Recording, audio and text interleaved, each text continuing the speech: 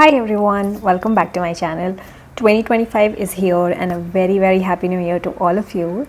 And if you're anything like me, we've all made those new year resolutions and we want to stick through them, but those new year resolutions are so tough to keep that we can't really move ahead with those new year resolutions and we can't really keep a track of them. Hence, I will give you a list of goals. And these are not like goals. These are going to be 25 powerful micro habits that you can start incorporating today itself for your new year 2025. And at first you would find them like, will they even work? But trust me when I say this, if you incorporate these habits in your life, in your daily life, you will be a completely transformed person by the end of the year 2025. These are small habits. These might not look like they'll do something over the course of a single day or maybe a month or 2 months, but after 365 days, you will be a changed person completely. So grab your copies, grab your phones and start writing these 25 powerful habits. Hi everyone, I'm Shreyashi. I'm a software engineer by profession and welcome back to my channel. On this channel, I like to share videos on skincare, lifestyle, travel and food. So let's not delay further and start on the 25 powerful micro habits. First is journaling. See, journaling is such an amazing tool to clear your mind, to reduce the anxiety that you're going through, and all you have to write down is your thoughts and your feelings.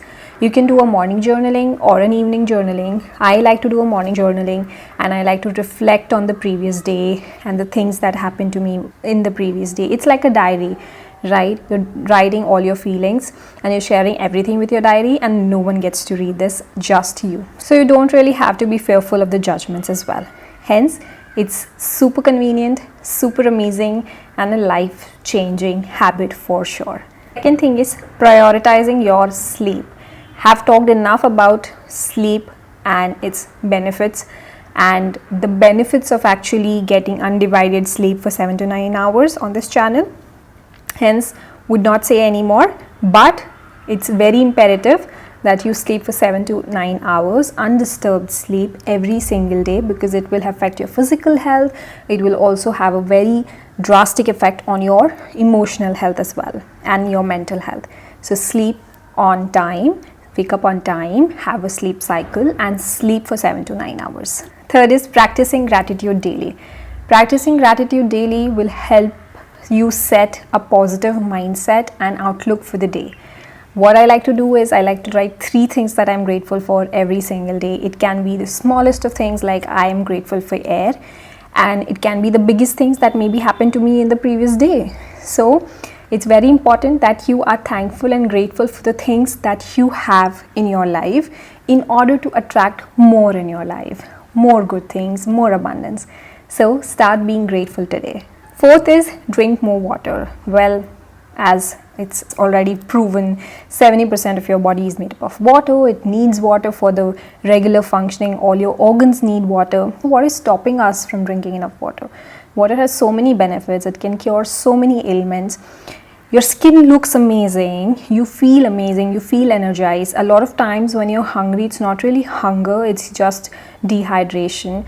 So it's very important that you drink enough water, and by enough I don't need to put like a quantity, because to each his own, everybody has different requirements and different needs. So what I like to do is, if my pee is clear and crystal clear, I'm hydrated. If my pee is yellow in color, I'm dehydrated. That's how I identify whether I'm dehydrated or my body needs more water or not. So drink enough water, and if you are like me, very forgetful that you are not going to drink enough water, carry your water bottle everywhere. I carry this 2-liter water bottle everywhere.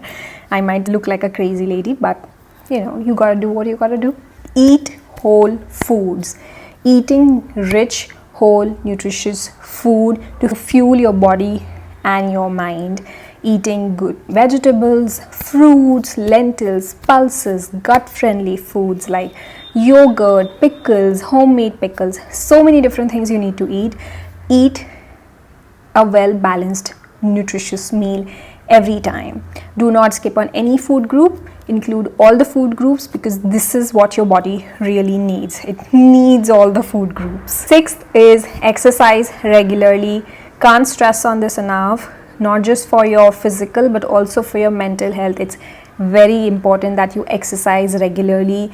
It releases the hormones, the serotonins, which will really help you feel good about yourself, and as a side effect, body is getting fitter, stronger. Start with 30 minutes of exercise every day. Can be walking, can be yoga, can be any kind of strength training, anything. Just do it. Seventh, limiting screen time. In this era where everybody is obsessed with their phones and their laptops, need to limit the screen time. It's just giving us more anxiety and more making us more impatient in life. And it's very important that you reduce your screen times. At least start with not looking at your phones or your other devices early in the morning after you wake up and before going to sleep. Just give your eyes and your brain and your body rest. Practice mindfulness. Human beings are constantly in this rut of what's in the future. What are we going to eat next? Where are we going to go next? What are we going to wear? It's always about the future. It's never about the present.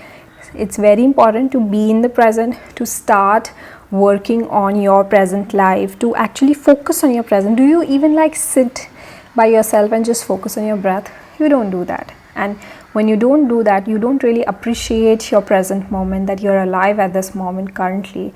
And that's why it's very important that you practice mindfulness. Just take 5 deep breaths for a minute every single day. And that's it. That's your mindful moment right there. So whether you can like follow like a guided meditation for practicing mindfulness, or just do deep breathing exercises, do pranayam, that's all you need to do, like 5 to 10 minutes every day. Ninth is decluttering your space. Cluttered area, cluttered space is equal to cluttered mind. Very, very important to declutter your space so that you have a clear mind and you're not anxious, and you gain more clarity and focus in life. So just set aside say 10 minutes every day and clutter some space of your house. Maybe it's your desk one day, it's your wardrobe other day, it's your bathroom the next day, or it can just be your phone. Decluttering your phone, because even our phones have so much of clutter. 10th, learn something new every single day. See, our brains are rewired in a way that if you want to keep it young, and if you want to keep it working, you need to teach new things so that it forms new neural connections.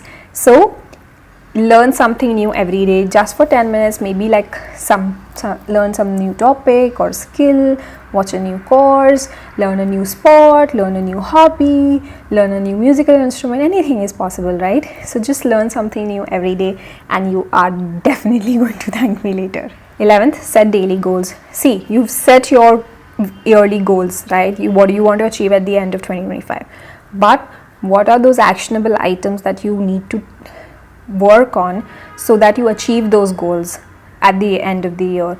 Hence, you need to set daily goals so that you stick to your goals, you focused on your end goals, and you're also working towards them. This will also help you with focus and productivity. So whether it's work related, it's family related, it's other miscellaneous tasks, need to set and write down like a to-do list that this is what I have to do, these are my goals for today. And when you accomplish those, you feel so powerful and you feel that you have actually accomplished something, and that's a very big boost to your mindset. Next is developing a morning routine. See, your morning routine don't have to be fancy or multi-step. It can be as simple as waking up, not looking at my phone, sitting with my breath for 10 minutes, just focusing on my breath and deep breathing. Or it could be waking up and going for a workout class. As simple as that. That's your morning routine.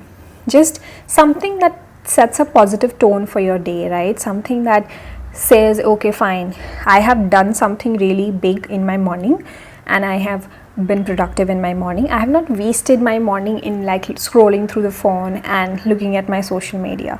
So something very small, doesn't have to be like a single step morning routine, and you are set for the day. 13th is read every day. Reading every day, whether it's your newspaper or a book or an article, it will boost your knowledge, it will boost your creativity, and you will learn something new after reading this book. It will also reduce your stress. So reading something for 20 minutes whether it's fiction, non-fiction, anything will have a tremendous effect. 14th is practice time blocking.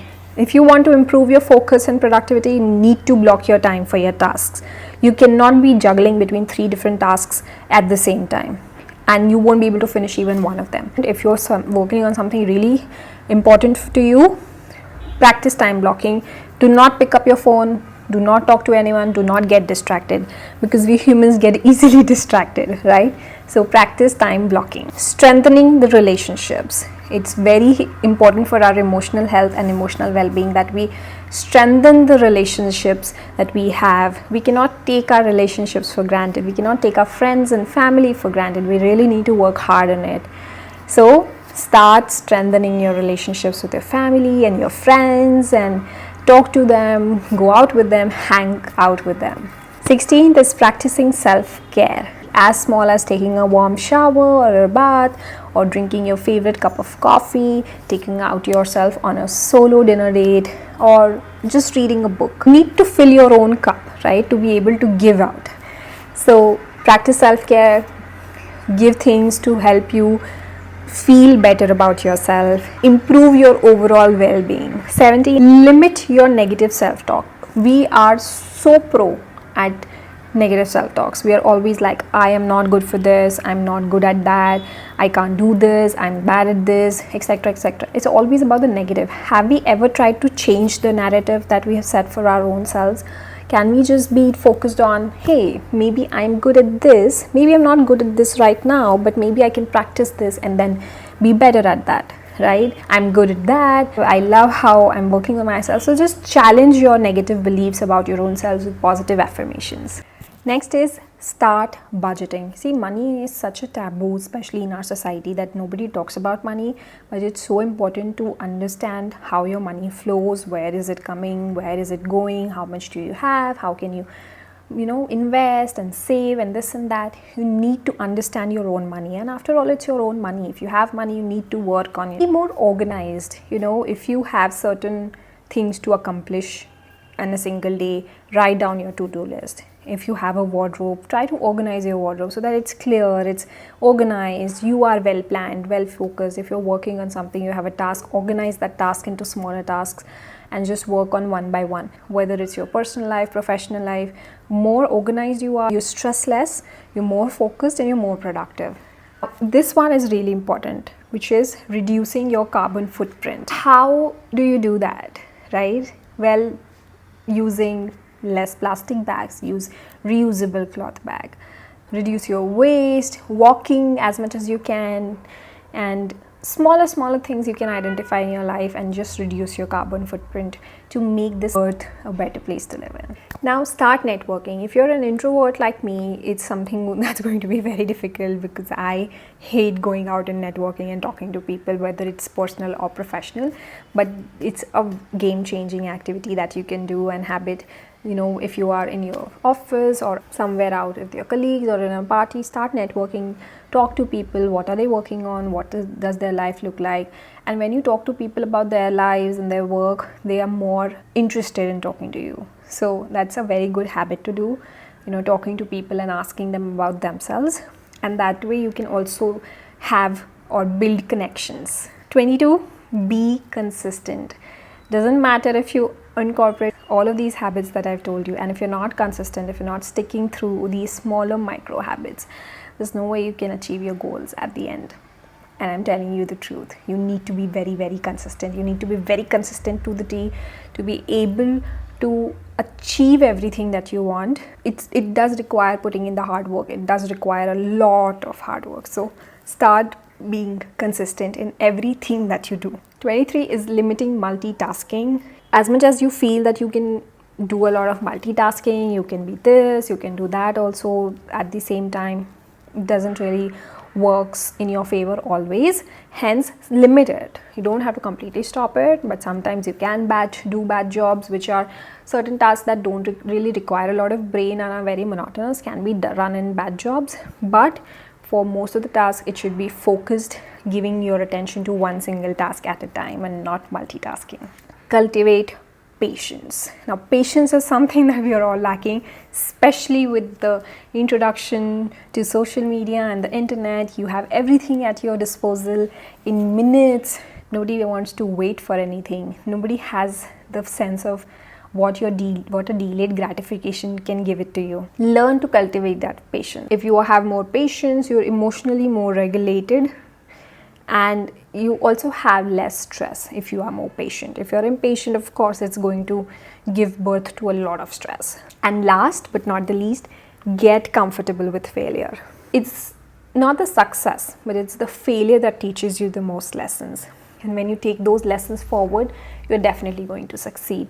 And failure should not be treated as something really bad. You just need to understand that if you have failed, maybe there is something that you lagged, maybe some effort lagged, or maybe some strategy lagged. And all you need to do is learn from that mistake, learn from that failed mistake, and be better. Do not repeat that mistake in the next attempt.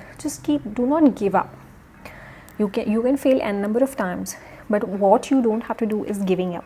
Failure is a part of your growth process.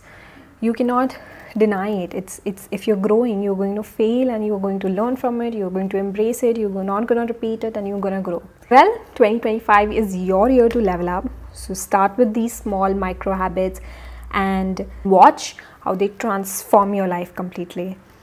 Well, I hope you enjoyed this video, and if you did, please like, share and subscribe. And if you have any questions, please leave them in the comments down below, and I'll be back with another video very, very soon. Until then, bye.